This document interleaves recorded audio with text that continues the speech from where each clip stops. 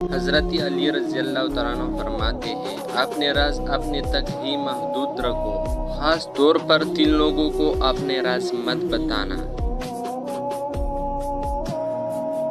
عورت کو کبھی اپنے راز مت بتانا، کیونکہ عورت کے دل اور زبان کے بیچ فاصلے بہت کم ہوتا ہے، اس لیے وہ راز کو محفوظ رکھنا چاہے بھی تو نہیں رکھ پاتی۔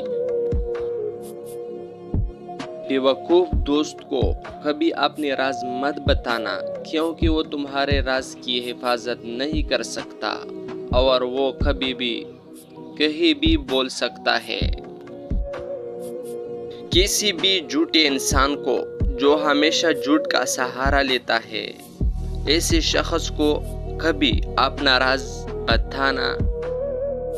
ان لوگوں پر اعتبار کرو جو تمہاری 3 باتوں تھام سکے، تمہارے ہنسی میں پوشیدہ درد، تمہارے غصے میں تمہارا پیار، تمہاری خاموشی میں پوشیدہ وجہ۔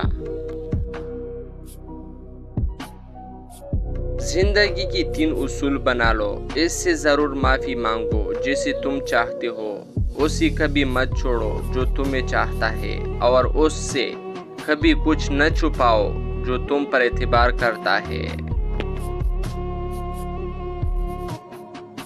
ہمیشہ ایسے شخص کو چنا کرو جو آپ کو عزت دے، کیونکہ عزت محبت سے کہیں زیادہ خاص ہوتی ہے۔ لوگ تمہیں بدنام کرنے کی لاکھ کوشش کریں گے، لیکن یاد رکھنا عزت اور ذلت اللہ کے ہاتھ میں ہے۔ حضرت علی رضی اللہ تعالیٰ عنہ نے فرمایا، میری 5 باتیں ہمیشہ یاد رکھنا، کامیاب ہو جاؤ گے۔